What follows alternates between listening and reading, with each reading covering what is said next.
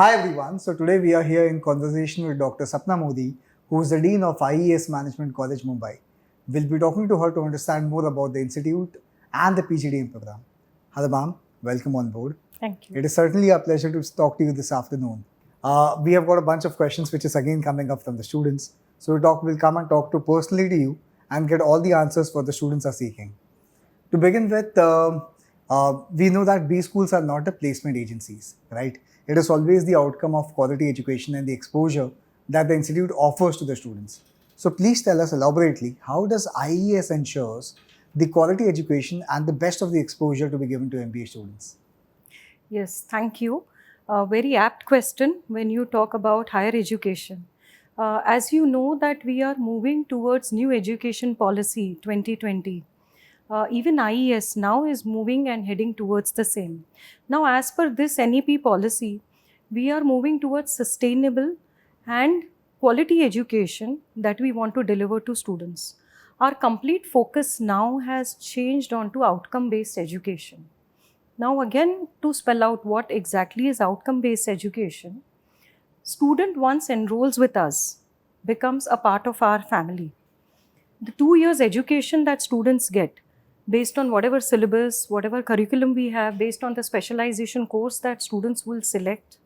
Again, the student gets internship, students get placement, and one student is placed becomes our alumni. Under outcome-based education, it is not only the 2 years journey that we handhold for students.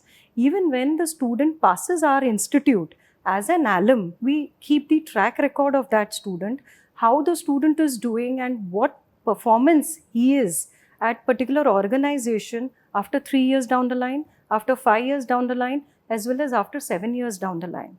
Because as an alum, automatically the student gets added to our alum base.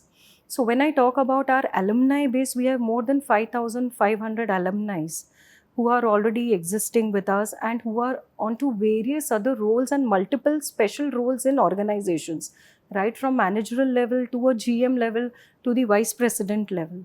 So anytime any student, any fresher who's an alum requires a job change or requires a career guidance, you're already a part of that particular group. So this is where the alums handhold the junior alums throughout their career journey, and we ensure under outcome based education not only the 2 years that the student is spending with us, but once the student moves out also, we handhold the student being a part of our family.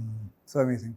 I'm sure it's going to have a long lasting impact on someone's career. Absolutely. Because we are not looking at the career to be defined only after getting placed from a business school, right? Your career is going to be defined for the next 10, 15 years, what you will be doing. Yes. And the institute where they are graduating from will obviously be there in the backbone throughout let's say, the career span of a student. Yeah. So amazing. Also, now if you can tell us how the 2-year MBA journey at IES looks like.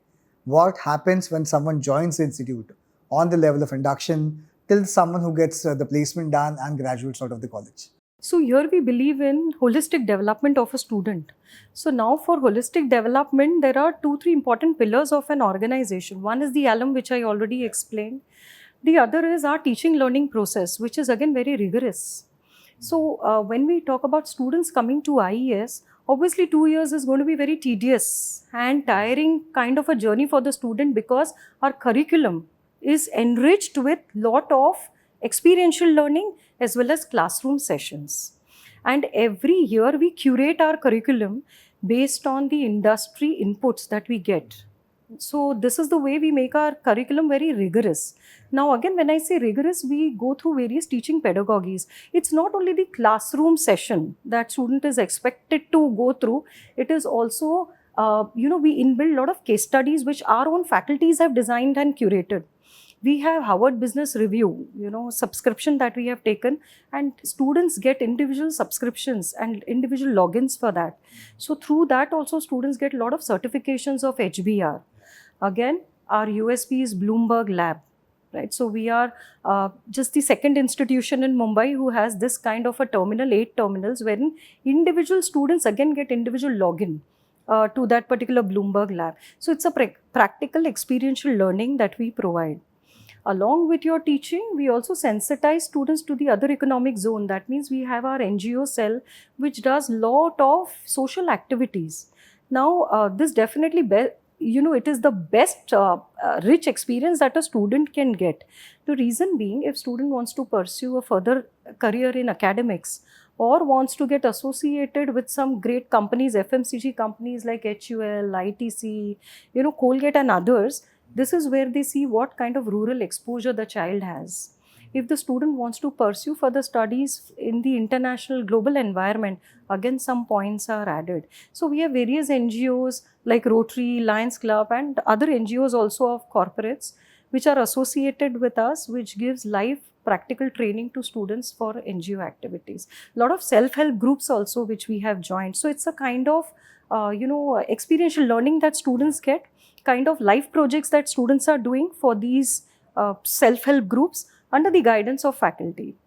The another beauty of IES is that we have mentor-mentee process. So when I say mentor-mentee, it is not only the faculty and students who are associated. That is obviously one part of mentoring, wherein students get faculties, right, and they can come and share their emotional burdens, right, their studies, whatever is going on, and some any additional help that you need apart from your curriculum. Also, faculty is always there to help you.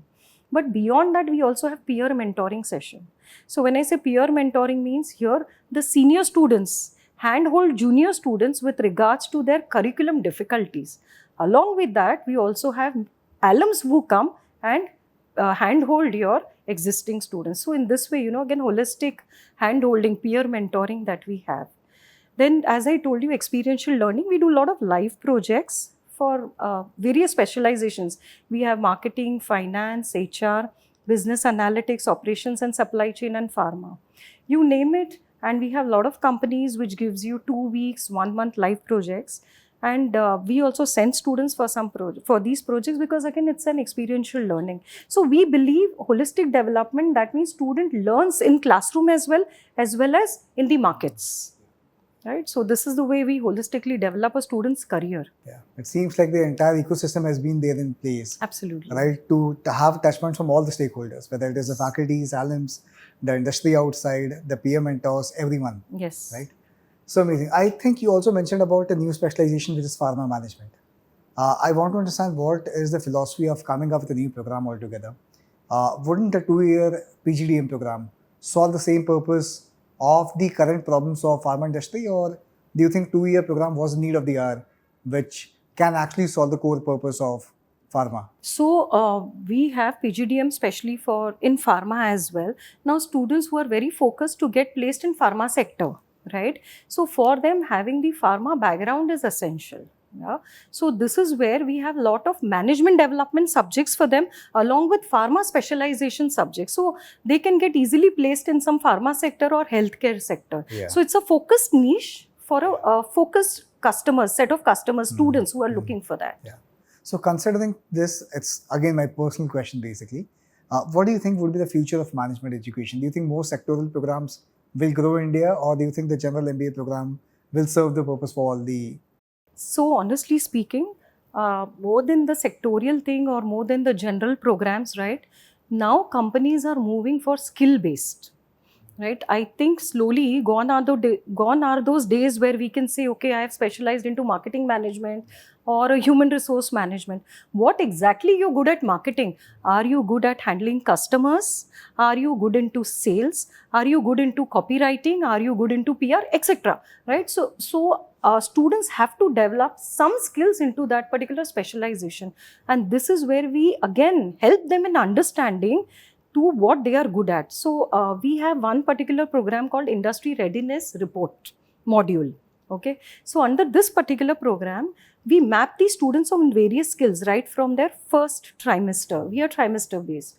So they are divided into qualitative aspects, quantitative aspects, soft skills, and academic knowledge. So right from first trimester onwards, you are mapped on these scales, and slowly as you progress, right, your mapping is obviously shown to the students. Whichever are the weak areas, we try to groom those weak areas and try to build up the student from C level to A level. So that is our whole idea of this particular IRR, Industry Readiness Report module program.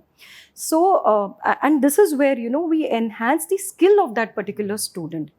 So now it's all going to be skill based slowly and slowly. Seems like you're adding a lot of depth in the curriculum, Yes. right? So Yes. amazing. Now, if you can share some light on the admission process and the eligibility criteria of IES PGDM program, what are the things that you look at in a candidate while assessing them in the personal interview also? First thing that we look at the candidate is his dedication towards studies and hard work commitment. These are the two important things that we look at. Yes, we do want good communication, but that doesn't mean that if you are maybe from a vernacular medium or something, still you're most welcome, because we have language lab, right? Through that we help student to overcome that communication fear, but yes, we have our own selection process as well, along with the mandatory entrance exams that you have to clear. And then we have our MPPI process, right, where now we talk about CAPI process, that is case analysis and personal interview, right? So we give a case study to the student, and through the case study, once the student analyzes, it's a small caselet. This is to understand how a student can think out of the box, how well a student understands the situation, right, and gives some suggestions which are different from a regular kind of a studies, So this is where his analytical and aptitude skills are tested. And then in personal interview, his abilities, his future career prospects, and what he has done till date, all those things are mapped. So we have our own CAPI process, as well as based on the other, CET and CAT exams and other exams. Entrance. I think while talking to the institutions, it's come up very evidently that the group discussion is not the best parameter to evaluate students upon.